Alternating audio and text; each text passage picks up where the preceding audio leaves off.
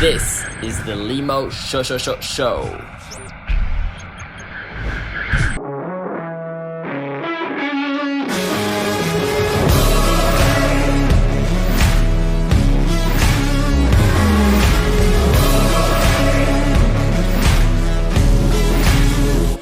is not another story. This is not another drill.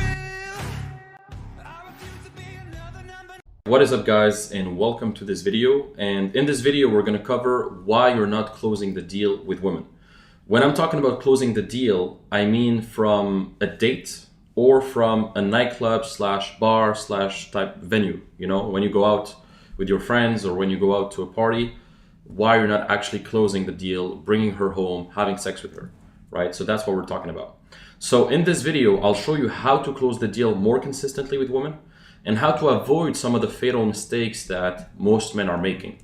So have you ever taken a girl home and you wanted to get more physical with her? Maybe you started touching her, kissing her, but then she kept saying things like, oh, I'm not that kind of girl, or oh, I won't sleep with you tonight.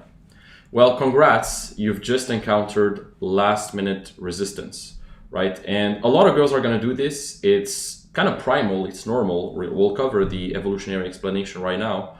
But this is a very common thing, you know, so don't freak out, it's common. Really, you should expect it. And yeah, that's called last minute resistance, LMR, right? First, let me explain why that happens. So back in the caveman times, right, women didn't have access to hospitals, didn't have access to, you know, condoms or to contraceptive methods, right? And so when a woman would mate with another guy, like, she would risk enormous consequences of her actions. Like back in the caveman times, if a woman had sex with the wrong guy, she could risk death, or she could risk being ostracized from her tribe. You know, back in the day, there wasn't any vaccines or any you know, pharmacy. You know, like, everything was super dangerous when it came to diseases, infections, stuff like that. And so she could risk a lot, you know? And that's exactly why evolution favored women who are highly selective about their mates. Now, when it comes to closing the deal, just to come back to my point, when a woman gives you a last minute resistance, like she tells you, oh, I'm not gonna have sex with you tonight, or oh, I can't do this right now. Well, that actually doesn't happen at the last minute. I know it's called last minute resistance, but ironically, it doesn't happen at the last minute. It happens way before in the interaction because you fucked up and you didn't set the right expectations. You didn't really actually frame things properly, right? Now, it can also happen because obviously she's that kind of girl and she's not gonna have sex with you on the first night, etc. That happens. I'm not saying like you're gonna close every girl you have a first date with, okay? Actually, most of the high quality girls you're gonna date are only gonna have sex with you on the second, third, fourth date. I know it sucks, but to be honest, that's what happens. Now, a woman who sleeps with you on the first date doesn't mean she's low quality. It just means, yeah, it just means like she had enough trust, she had enough comfort, and she just went with the flow. Sometimes, like, it doesn't mean that she's a whore or slut because she fucks on the first date. I don't judge women that way, because I've had plenty of girls that I've had sex with on the first date, but they actually were really good long-term blueprints anyway. So yeah, those are my thoughts. But basically, as I said, last minute resistance doesn't happen at the last minute. It happens because you didn't pre-frame things in advance and you didn't really baby step the whole process properly, right? And so you have to learn how to escalate things in a calibrated way. Right, you have to calibrate properly, and this is both an art and a science. And you can learn all these systems inside my programs, or if you watch some of my content. Now, this leads us to the second point, why most men aren't closing. So most men aren't able to close the deal consistently because they're usually too outcome dependent. Like, they're afraid of initiating moves, they're afraid of touching her, they're afraid of saying a certain thing, and they care too much about the outcome and what the girl thinks. And so, like, a guy is gonna think, hey, you know, if I come up, and so most guys are gonna think like, oh, if I come off too strong, then she's gonna end the date and she's gonna hate me, right? Or I'm not, if I just touch her in a weird way, maybe she's gonna, she's gonna hate me and she's gonna slap me in the face, and that's it, right? And that usually comes from, like, you're just walking on eggshells because you're afraid of her reaction, and you don't have the boldness to initiate things usually.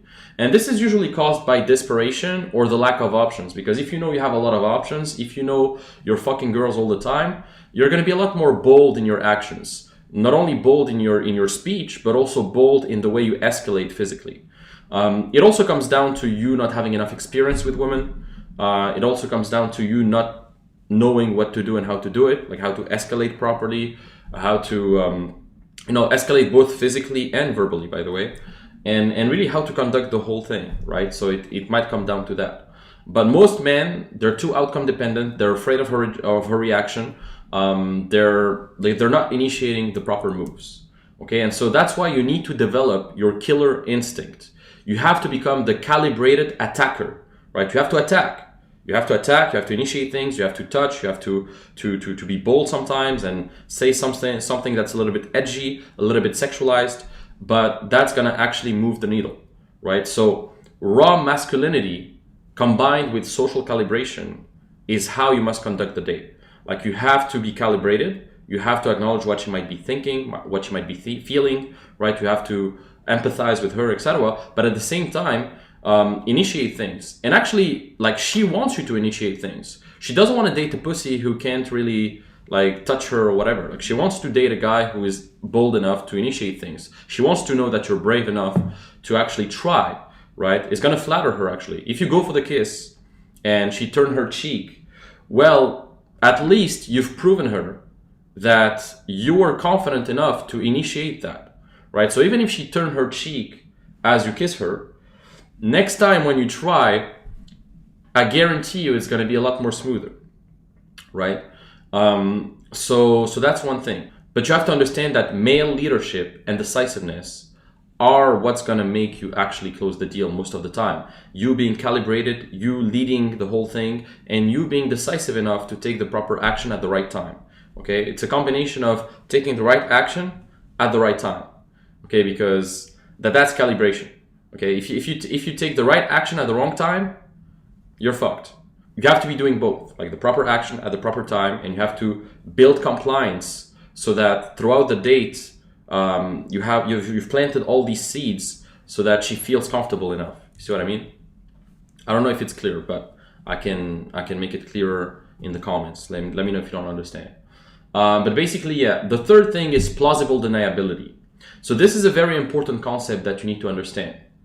You have to understand that with women, they don't want to feel like it's their idea to have sex with you. They don't want to feel like, okay, like I actually was the one initiating things with him. She wants to feel like, like everything happened like almost like magic, right? It just magically happened, right? She wants to feel innocent. She wants to feel like, you took the lead and like it just happened by chance, And that's what we call engineering serendipity. Like, you have to create your own serendipity. You have to create kind of the scenario where you lead things smoothly. And you do that by giving her plausible excuses, right? You want to package the gift of sex in a socially acceptable way. You want to basically give her like a socially acceptable excuse for her to come with you without feeling some buyer's remorse or some shame. So you can just tell her, hey, you know what? I know a cool place 5 minutes away. Let's watch a movie together. Or hey, you know what? I know a cool view just 2 minutes away. I think you're gonna love it. Come with me. Or hey, you know what? I brought like some wine from France. I wanted to open the bottle with someone. Come with me. There's a nice view. We can just have another glass of wine, and it's gonna be fun. Or if you were talking about a book that you were reading and you said you were going to show it to her, well, you can say, hey, I'll show you my book collection, I'll show you this, I'll show you that, whatever. If you want to, you can also, food is a good excuse. Like, you can, let's say you had a date and you had a drink with her on the date. Well, you can say, oh, you know what, I'm kind of hungry, I'm down to have some food, let's grab some food, and that way you can actually transition into you ordering some food with her at your place. You see what I mean? So you don't want to basically make her sign a sexual contract. Like, you don't want to say, hey, let's fuck to my place, or hey, let's come with me. Like, you want to give her a reason, like a plausible excuse for her to come with you. Okay. Now, another thing is, ideally, like, she needs to drink a bit of alcohol, because alcohol is like fuel for sex. Like, if she drinks alcohol at your place, she can rationalize like, oh, I just had a drink with him and one thing led to another and we had sex, right? So alcohol is a big excuse, and it's just like, it doubles your chances of having sex. So you having a drink with her, etc., is actually gonna, it's an aphrodisiac, right? It really, you know, allows people to chill, to relax and become more aroused, right? So that's one thing. But these are just examples, so be creative with those. And ideally what you want to do is you want to seed the pool in her mind throughout the day. So you don't want to just say, hey, let's go order some food and then leave like that out of the blue, right? Like, you want to basically tell her throughout the date that you're kind of hungry, that, oh, I know a cool restaurant that delivers pizza, whatever. And you just want to seed it like that a bit before, so that when you actually ask her to move and actually move, it doesn't come out of thin air. See what I mean? Like, you want to basically, let's say, I don't know, like 30 minutes before you actually move, you want to actually plant a seed. Like, hey, you know what? I'm kind of hungry. I went to the gym earlier. You know, I'm down to grab some food. And then maybe 5-10 minutes before you actually want to pull her, you say, hey, then you know what? Let's go in like 5-10 minutes. Let's order some food together. It's gonna be fun. Blah blah blah. And so 30 minutes before, ideally, you seed the pool a little bit, and then 5-10 minutes before, you restate that, okay, you guys are gonna grab some food, etc., so that it doesn't come out of thin air. You understand? This is very important. Now, the fourth thing is that logistics are king. Okay, if there's one thing that helped me a lot with women, is it's understanding the importance of great logistics. Okay, so you want to live in a prime area in your city. Don't live in the suburbs. Don't live like 30 minutes away from the date location or from the cool bars. Live close to the bars. Live close to the cool restaurants. Live close to everything. The closer, the better. Because if you can transition smoothly from you guys being in a bar and then walking 2 minutes and being at your place, then that's amazing. But if you have to take the subway and take this and that and then wait 30 minutes to actually arrive at your place, it's too much. There's too much of a time between you transitioning from the date to your place. Same thing, if you go to a nightclub and you want to bring a woman home, well, you're not going to tell her, hey, let's go, it's 30 minutes away, blah, blah, blah. It's too long, right? So you have to tell her, hey, it's quick, like 2 minutes away, there's a nice view, we can go there, after party, and everything has to be quick, okay? Everything has to be quick, it has to be smooth. So live in a prime area, it's going to help you a lot. Not only is it going to help you with women, because you're going to be able to pull girls way faster and way more easily, but second, it's also going to help you with your network, because, for example, myself, I live in a tower right now in Estonia. There's only a few towers in Estonia, and I live in a big tower, and I've met probably 50% of my friends here from being at this tower, because when you take the elevator, you meet other cool people, and you cross them, basically. You cross them on the hallway, you cross them in the elevator, you cross them just you being around this neighborhood. You're gonna find a lot of like-minded guys, a lot of cool people, because it's the prime area, you see what I mean? And so that's how I meet a lot of my friends, is through me being in a prime area. And I'd rather pay more. I'd rather pay 2 times the price, but actually be 2 times closer to the bars, the cool restaurants, the cool spots, you know? So if you live in London, try to be close to Mayfair, close to, you know, for example, close to Piccadilly Circus, etc., right? If you live in Paris, well, try to be close to, you know, the Champs-Élysées, the river, La Seine, you know, where all the clubs are, you know, like you want to be central, right? You don't want to be living like too far away. That's one thing. Now, the fifth thing, and I should have said earlier, but you want to touch her early in the conversation. So you want to start initiating physical contact early on the interaction. Okay, so as soon as possible, touch her. You know, touch her hands, touch her shoulder, touch whatever, but you want to touch her. Okay, because if you don't do this, especially if you don't, you know, escalate things verbally, she's gonna think she's gonna think that you're a pussy. She's gonna think that, okay, this guy doesn't have the balls to actually touch me or initiate things. Like, this guy is too politically correct. This guy is too nice, you know? So you don't want to appear that way. You want to touch her. You want to make it men to women, right? You want to show her that you have the balls to initiate things, to touch her, that you're confident enough to do that, okay?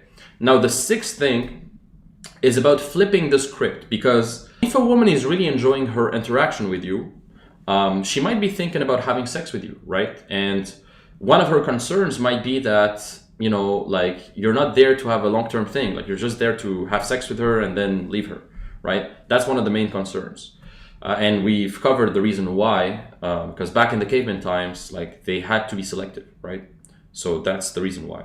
Now, their brain hasn't evolved much, and so they have the same thinking. Like, they don't want to sleep with a guy who's not going to potentially commit long term, unless she is looking for that specifically, which is more rare. Like, most girls, they want to have a long term type of investment from a guy, especially a guy they like, right? Now, some girls, they just want to have something casual, but it's more rare.